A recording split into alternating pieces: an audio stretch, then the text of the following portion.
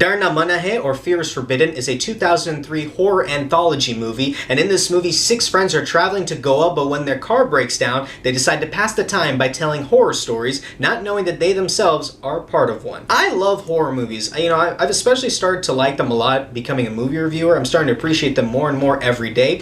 I stumbled across this film when I was looking through Netflix, and I was like, how have I not seen this movie before? Especially with the cast list they had. I immediately clicked on it, and here I am telling you how horrible it is. Seriously guys, this is an atrocious movie. I hated almost everything about this movie. In fact, I hate this movie so much, I decided to tell you all about it, and I'm going through this entire movie. Yes, I suffered, and now you get to suffer too. So how this movie starts is a bunch of friends are driving on a darkly lit road, and immediately you get to see what kind of characters we're going to have to deal with for the duration of this film.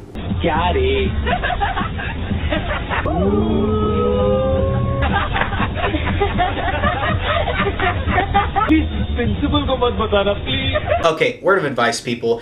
If you have friends like that, get new friends. Don't get me wrong, friends like to, make fun of each other, but if all they do is make fun of you non-stop, get new friends. That's my advice if you take anything away from this video. So when they're driving, their car eventually breaks down and they're like, oh, what's going on? It turns out, oh, they have a flat tire, and immediately they start blaming each other for everything. It's just a flat tire. It doesn't take that long. Why are you guys blaming each other for all life decisions? It's not that bad. But then you find out the main guy forgot to pack a car jack, so they can't fix the tire. One of the main characters looks into the distance and sees a light deep in the woods, and they all decide, hey, let's go to that light, maybe there's somebody there. However, the stereotypical nerd character decides to stay in the car while holding his knife, and this is how they leave him.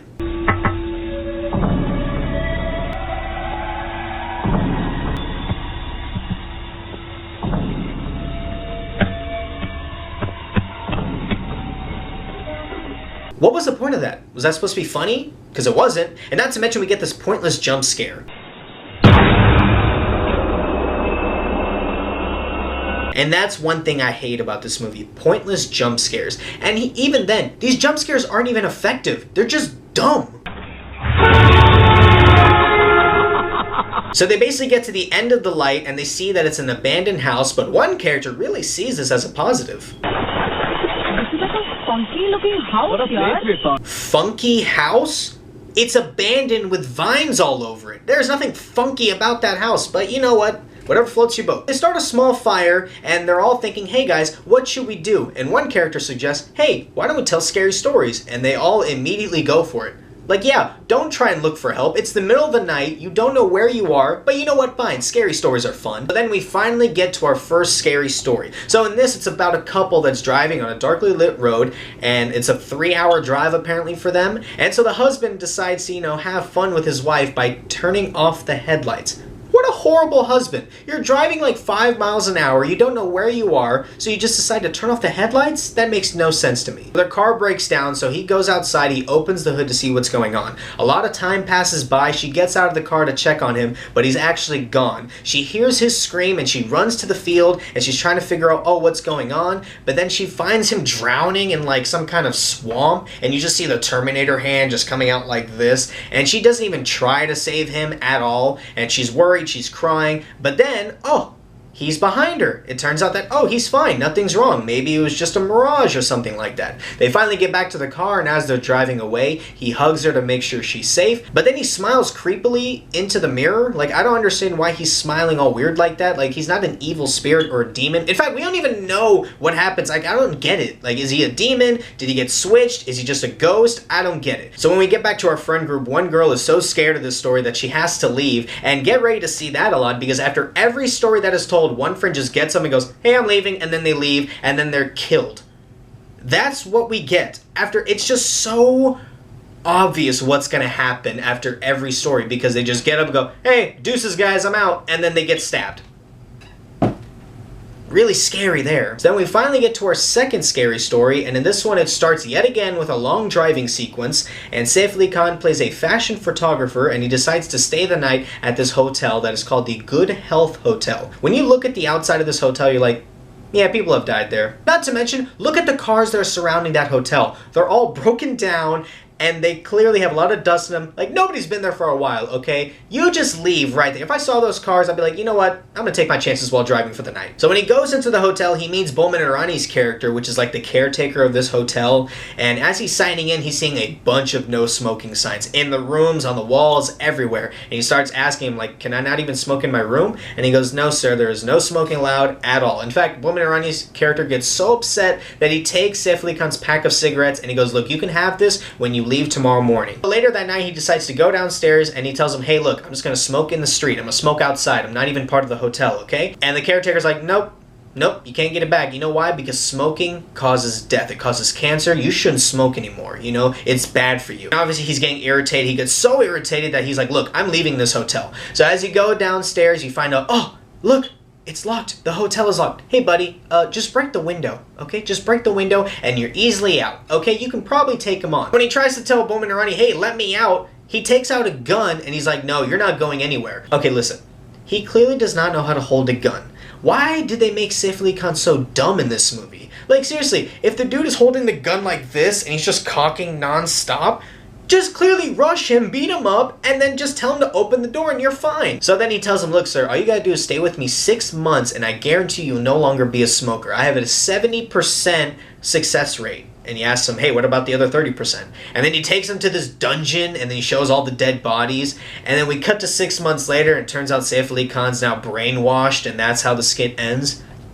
Again, nothing scary about it whatsoever. It was just another waste of fantastic talent. Once that story's over, another friend gets up. She's like, oh, I'm gonna go back to the car to get blankets. So then she leaves, and then we get this chase scene between her and the killer, and then she ends up dying, she gets stabbed, and her friends don't care because they're laughing all day and telling more scary stories. We finally go to our third scary story, and this is easily probably the worst one out of the bunch because it breaks a cardinal sin, which is that it's boring. So in this one, a teacher every day shows up to class and basically assaults this one student because she doesn't do her homework. Until one day she starts doing her homework actually really well and he starts freaking out about it for some reason. And it's just you don't care. You don't care about the characters. It's boring. And not to mention the suspense they tried to do for this story is non-existent and the score they decided to go with was even worse. That's another problem I have. The camera shots in this one specifically, I don't know what was going on. It's like each story was directed by a completely different director, and it actually holds the movie back because you would think that each story would kind of be, you know, have the same atmosphere, but no, it's just not. It's just terrible. He basically goes to her house in the middle of the night and starts talking to her mom, and he starts asking her, hey, can I watch her do homework? I need to know why she does her homework like this. And she goes, look, dude, you're stalking my child, and this is not okay, so I'm going to call the cops unless you tell me what's going on. And he starts saying, hey, she didn't do her homework before, but she starts writing Om, which means peace, above her paper every time she does homework. And she's like, okay, so what's the problem? He starts telling the mom about how back when he was a child, he was terrible at homework, but his friend was great at it. And he got so jealous of his friend that he pushed him off the roof and killed his friend. And the mom replies with, oh, so what? My child is good at homework. Like, lady, he just told you that he murdered his friend, and that's what you take away from that story? He starts thinking that he's crazy, so as he's walking away, his friend shows up.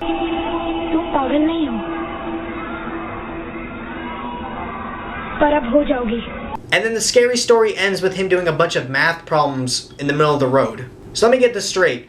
The dead friend that came back as a ghost, his plan was, oh, I'm going to take over this child and make her good at homework, and that'll really get him. What?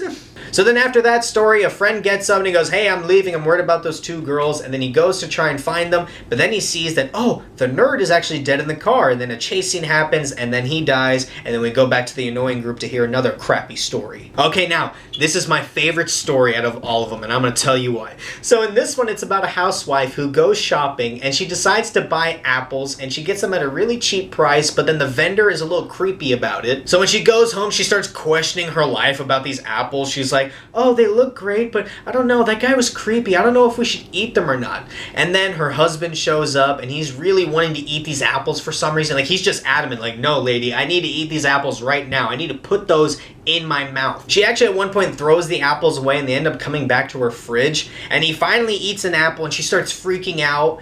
And then late at night, I don't know why her husband decided to eat apples this way.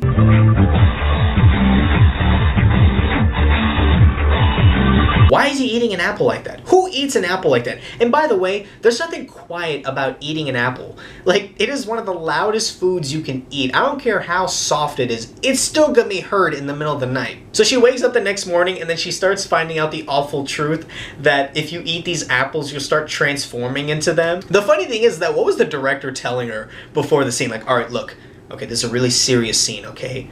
All your friends and family have turned into apples and you need to act scared.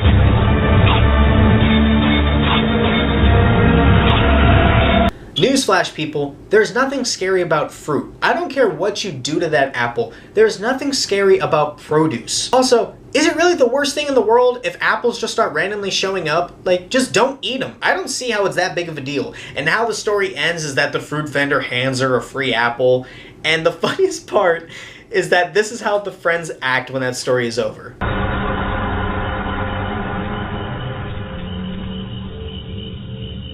Why are they acting like that? Like, they're seriously acting like that is the scariest story they've ever heard? I don't get it. There's nothing scary about fruit, people! And after that one, another friend leaves and he dies and we're down to the final two. So during this story, this is actually the best one in my opinion. So Vivek Oberoi is a driver and Nana Patekar is like this guy standing by the graveyard and he picks him up and as they're driving, Nana Patekar's character John tells him that, hey, I'm a ghost. And Vivek Oberoi's character, Amar, starts to not believe him, and he starts messing around. And the reason why I like this story so much is because there's a lot of great dialogue in this. The dialogue throughout the movie is terrible, but in this one scene, it's actually fantastic. They actually have really good conversations. There's great chemistry between the two. Amar gets so angry at him that he stops the car and tries to force him out, but then it turns out that, oh, John is just part of MTV. It was all just a prank. But then the big twist at the end is that Amar was a ghost the entire time and he vanishes and it scares John so badly that he dies. Easily the best one. What frustrates me the most is that that scene shows you that this movie had a lot of potential. If you just had better writers and better actors, it actually would have been a great movie. So when we finally come back to the friend group, there's only two of them left, and as they're talking, there's this creepy guy that's by the trees, and he finally shows up and says, hey, I live here, and they basically forces the dude to tell him one final story. So in this final story, it's about a college student who's a loser and how nobody notices him and how nobody hangs out with him. By the way, am I really supposed to believe that this man is a loser and how nobody notices him?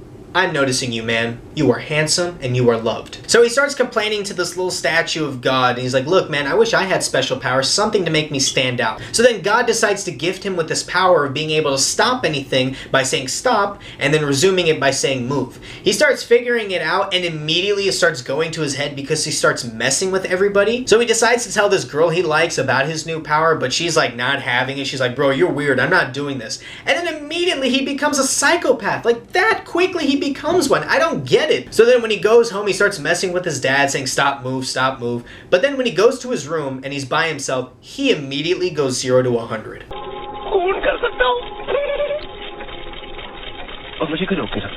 Straight up murder? Are you kidding me? You just got this power and 5 minutes in you're already saying you're gonna murder people? Come on, man! However, they have to end this story right, and this is how they end it. No. I can't say stop!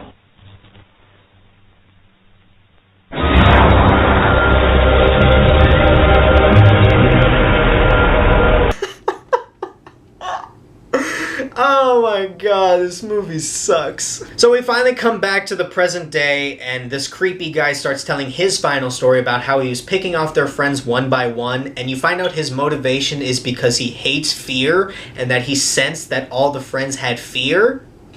What? That's the motive? That's the best you could come up with for a killer? That is so basic and so dumb. As he's telling this final story, he stabs the final guy, and he slowly dies. And the final girl shows no emotion whatsoever, and that's the same way we're feeling when we're watching this because you don't care about these characters at all. I did not care for a single character when this movie started, and I still didn't care for them when this movie ended. After he kills the guy, he starts chasing her, and we get this final chase scene. He stabs her like 8 times, and she still immediately gets up and beats him to death with a rock.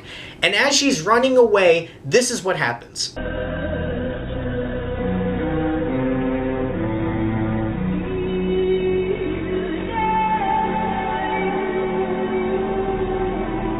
Yep, that's right. We get an in memoriam scene in this movie as we start showing all the characters are dying with all this sad music as if we're supposed to feel bad for them. Please, I wish all of them died by the start of this film. How the movie ends is that she wakes up and tries to talk to the cops, but then you find out that, oh, she's a ghost, and then all of them are dead. The killer is also dead. He shows up, he goes, hey, we're all ghosts now, it's okay. And then the movie ends with basically all of them together as they move on to the next phase of their life. So, like, you're just cool with him all of a sudden? The dude straight up murdered you and all your friends, and you're just standing by him like, yeah, man, yeah, I guess he's part of the group now. Also, if you'll notice in that final scene, they're missing one of the guys. That just shows you how they didn't care about these characters, because you forgot one of the main characters in the final shot of the film. Guys, this movie sucks. That's the best way I know how to say this. This movie just straight up sucks. There's no suspense, there's no horror, you don't care about the characters, and that's why this movie gets an F. It's a terrible movie and I absolutely hate it. Guys, thanks so much for watching this video.